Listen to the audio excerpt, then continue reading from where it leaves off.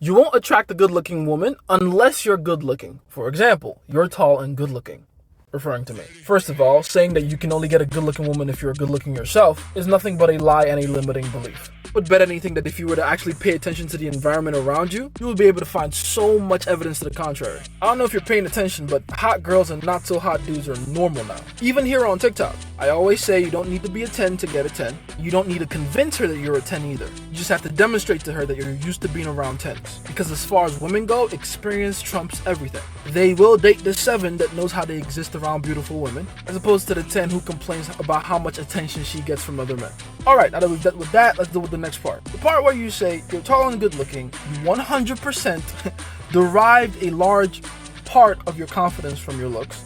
I'm talking in your case, you know you're good looking, bro.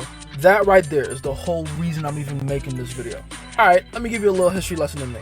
I was born and raised in Nigeria, and yes, I thought that filter was cool at the time.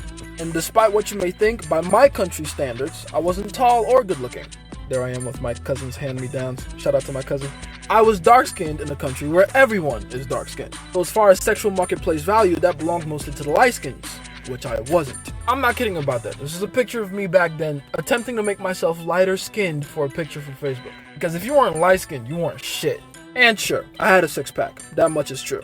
But a six-pack derived from hunger means absolutely nothing, especially when everyone else is hungry too. The only reason six-packs are cool here in America is because everyone here is obese. No offense. And as for my height, please, that was my biggest insecurity back at home. I'm 6'2" now, but that's after a really late growth spurt at 18. So in all these old pictures of me, I'm anywhere between 5'10", 5'11". Now, by American standards, tall. By Nigerian standards though, especially for my tribe, average at best. Now, I said all that to give you proper context of who you're talking to. In my formative years for confidence building, I was not a 10. I was a 4. So now you're probably thinking, oh, I get it. You just came to America where your aesthetic is more pleasing and that gave you the chance to boost your confidence, right? Nah. Oh, look, there goes that same hand-me-down shirt over there, that last corner.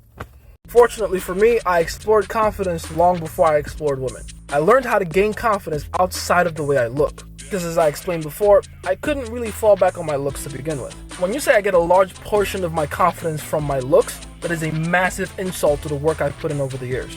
Now granted, I definitely got better looking over the years, but I was just as confident when I wasn't as dialed in. If your looks carry your confidence, then I'm sorry for you, bro. Because what happens the day you don't look your best? Or even worse, what about when your looks eventually fade? Your confidence has to be rooted in something that is more concrete and everlasting than your body. Because this body won't last forever. Why do you think I'm rocking out my hair like this? One day it's gonna be gone. I'm gonna enjoy it till then though. And even when I'm bald and I lose it all, I'ma still fuck your bitch. It's been Jason, your favorite scientist, with this information, what you must.